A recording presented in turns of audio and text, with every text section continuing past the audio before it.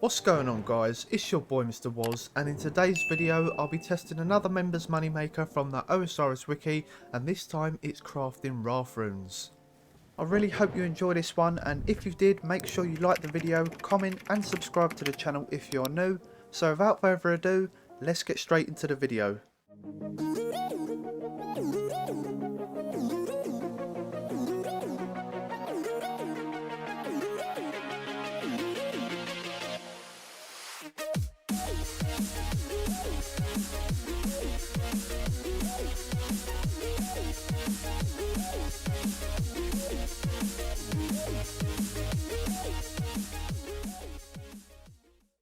Now before getting to this method, I just want to say if you've got a members or free to play moneymaker that you want me to test from the OSRS Wiki, let me know in the comment section below and I'll get round to doing that video for you.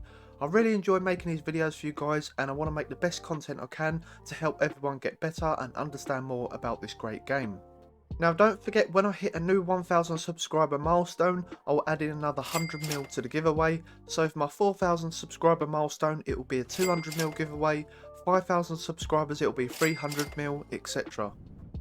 So making raft runes was released on the 4th of January 2018, and this is still one of the best skilling members moneymakers out there, as you will be making a lot of GP per hour and gaining some decent XP as well. So according to the OSRS Wiki, you can make 1 mil, 343k and 385 GP per hour, which is really nice considering there's little to no effort when doing this method. You can also gain up to 32.4k runecrafting XP within an hour as well, which is not too bad either.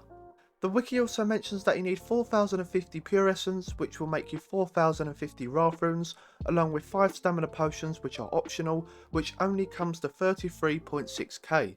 This is more of a high tiered moneymaker, mainly because you need a very high runecrafting requirement. Now before getting to the requirements, I'm going to explain where and how I'm doing this method. So I'm crafting the raft runes inside the Myth Guild dungeon, which requires completion of the quest Dragon Slayer 2, and once you complete that quest you will obtain the mythical cape as a reward, which teleports you straight outside the dungeon. Now once you are inside, just run south until you get to another cave entrance, but there is a bunch of dragons, so I would recommend protecting from magic, as you get a 40% resistance to magic attacks. And once you enter, you want to click on the mysterious ruins, which takes you to the raft altar, and then just simply craft your runes and repeat the process. You get 8 XP per pure essence, and if you have all the pouches you can get 424 XP per run, which will use 53 to 54 essence per trip, and you can potentially do 70 to 75 trips an hour, which is really good. Okay, so the only skill requirement for this method is to have 95 runecrafting, which is the highest requirement apart from doing double death runes, which requires 99 runecrafting. Next, which is very important, and that is to obtain pouches from small up to giant. As you can see, you need level 1 runecrafting for the small pouch, which holds up to 3 pure essence, 25 runecrafting for the medium pouch, which holds 6 pure essence, 50 runecrafting for the large pouch, which holds 9 pure essence, and 75 runecrafting for the giant pouch, which holds 12 pure essence, and this will increase your GP rates and XP rates per hour quite a bit. So to get these pouches you will need to kill abyssal guardians, leeches and walkers in the abyss at level 4 to 7 wilderness, and you can enter the abyss by speaking to the mage of Zamorak. The fastest way of getting there without entering the wilderness is by using the fairy ring code ALR, which takes you straight into the abyssal area, but you must have started the quest Fairy Tale Part 2. All of these pouches are a drop rate of 1 in 42, and you can kill any of the abyssal creatures to get the pouches, but I would suggest killing the leeches as they are the lowest level with a max hit of 2. Of course, if you are a high level player then you can attack any of the monsters, but if you are a low level player then definitely go for the leeches. Before I carry on to the next requirement, I'm going to show you one more thing to do with these pouches. So let's look back at this picture, and as you can see the pouches decay apart from the small pouch, so after 45 uses of the medium pouch it will decay, 29th use of the large pouch will decay, and the giant pouch will decay after 11 uses. Now the best way to repair the pouches is being on the Lunar spellbook and using the NPC contact spell, which requires 67 magic, and activating this spell will show up a bunch of NPCs, and you want to select the Dark Mage and he will repair your pouches. I would have a rune pouch as well, just so you can store the NPC contact runes, just so you save some inventory space for pure essence. Now the great thing about having 99 rune crafting is once you hit that level, your pouches will no longer decay, which is one of the best features of a 99 cape, just like the construction and crafting cape. Okay, so the next requirement is to use the mythical cape to teleport back and forth to the mythical dungeon. As I mentioned earlier on, this requires completion of Dragon Slayer 2. Next you will need a Wrath Tiara to enter the ruins, or you can use a rune crafting cape or max cape to enter the Wrath Altar. Next will be your best banking methods, so the most efficient will be wearing your max cape, mainly because you can teleport to the crafting guild as well as teleport into your POH to regenerate your run after so many runs, also having a mythical cape in your inventory. Of course, if you don't have a max cape, you can use a crafting cape, Eternal Glory, Ring of Dueling, whatever the best method for banking is for you, there is no right or wrong way. And for the gear setup, you need weight reducing clothing, which is full graceful. This is crucial when doing rune crafting as you're running around constantly. Now what I like about this method is that you're hardly spending any GP when rune crafting, as pure essence are only 2 GP each in a grand exchange. Another reason why I like this method is that you're making a lot of GP per hour, and 1.3 mil can go towards some combat gear, leveling up some other viable skills such as herb lore, construction, etc. One other reason why I like this method is because you don't need to go into the wilderness to enter the abyss as you're using fairy rings, so it's a lot safer to teleport without worrying about PKers. Now before getting to the tips and tricks, I'm going to tell you some more information about Wrath runes. So starting off, you can use the Wrath runes for PKing. Now as you can see in the picture, these spells are super powerful, especially Fire Surge, which is a very popular spell, and you can hit between 24 damage up to 56 damage depending on what gear you use for PKing, and you will also need 95 magic to cast that spell.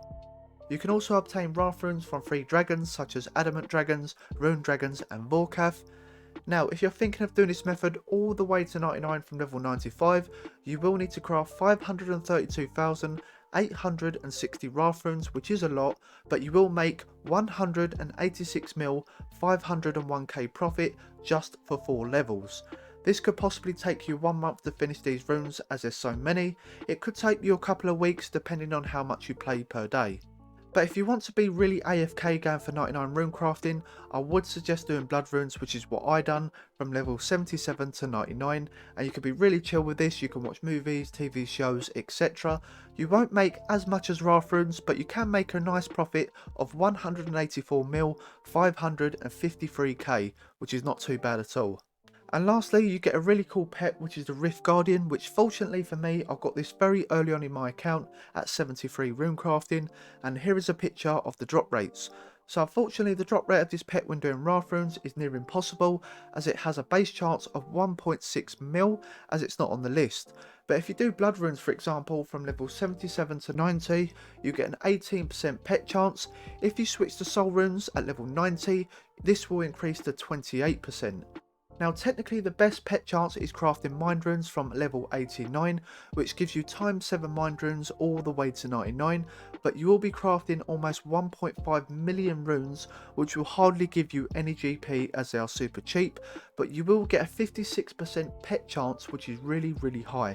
You can also change the colour of the pet by crafting a rune at the desired altar. So for example, if you want the Wrath rune colour, then simply craft the rune there and it will change colour. To be honest, this is one of my most favourite pets in the game as it looks so cool in my opinion. Now as always, there are some tips and tricks that will help you do this method efficiently, and this will help you make the most amount of GP and XP per hour. So the first tip is to sort out your shift click settings. This is such an OP setting as this will speed up your rune crafting a lot, which means increasing your GP and XP rates per hour. So all you have to do is go into your RuneLite settings and type in menu entry swapper, and then choose the item swap option, and where it says bank deposit, choose the option eat, wield, etc. So when you are at the bank, you would normally withdraw the essence, fill the pouches, then go back to the bank and withdraw more till you're ready for your runs. But with this setting you can fill the pouches without leaving the bank by holding shift, and once you've left the bank you can hold shift again to empty the pouches once you're at the Wrath altar.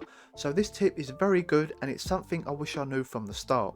The next tip is to use bank filters. So all you need to do is enter the bank, click on the wrench icon in the top right, and then at the bottom just click on all where bank filters are. Once you've done that, click the wrench icon again and your bank will be filled with filters. So as you can see, I have my pure essence close to me so I can withdraw them a little bit quicker. The next tip is to be patient when crafting the runes. Now what I mean by this is when you're crafting at the Wrath altar or any other altar for that matter, when you craft essence from your inventory there is a small animation which lasts up to 3 seconds. Now if you was trying to be super fast and efficient with this and craft more runes whilst the animation is still going, it won't let you craft more runes until the animation is finished. Now a weird thing I like to do is when the XP drops show up when you're crafting the runes, I normally wait till the XP hits the top right of the screen, and that gives me an indication to craft the next lot of runes, if that makes sense. Or you can time it if you want to. This tip does sound a little bit weird, but it just helps a little bit more to be even more efficient. And the last tip will also help with your speed when doing your rune crafting runs. So placing your mythical cape in the bottom right of your inventory will be really efficient, as when right clicking the cape your mouse will automatically hover over the teleport option, so then all you have to do is spam right click then left click to teleport in a flash. So I'm almost at the hour mark now, and if I can give one downside to this method it would be the skill requirement, which is 95 rune crafting. Rune crafting in general is so boring, especially before level 77. I remember grinding for that level when I was going for 99 and it was so painful as I used to do ZMI. But on the plus side you can make a great amount of GP with minimal effort, and this is definitely worth trying out for yourself once you hit 95 rune crafting. Okay, so that is the end of the hour now guys, so let's price check all the Wrath runes that I have crafted and see how much profit I have made. Okay, so here is all the Wrath runes that I've made within the hour, and that was 3,488, not quite the amount compared to the OSRS Wiki, but fairly close. So let's price check this, and I've made 1,185k 920 GP. I also gained 27.9k rune crafting XP within the hour, which isn't too great of course, but the GP made up for it. Now let's minus the supplies which I used, and that was 3,488 pure essence, which only cost me under 7k GP. I didn't use any stamina potions as I used my POH with my max cape, so my total profit comes to 1,178k 944 GP, so really pleased about that. Now let's go back to the OSRS Wiki, and it mentions you can make 1,343k 385 GP profit per hour, making 4,050 Wrath runes. I wasn't quite there compared to the OSRS Wiki, so I made 157k less, and I also had 4.5k less XP within the hour as well, but still made a nice amount of GP overall. So a very profitable moneymaker with minimal effort. This is fantastic if you want really fast GP per hour, and of course it will take some time to get that rune crafting level, but once you have that level definitely give this method a go and let me know in the comment section what you think. Also if there's another method you want me to test from the OSRS Wiki, let me know in the comment section below. So that is the end of the video guys. I really hope you enjoyed this one. If you did, smash that like button, comment below and let me know what you think about this moneymaker, and of course subscribe to the channel if you are new for more old school RuneScape money making videos. Until next time, I'll see you guys in the next video.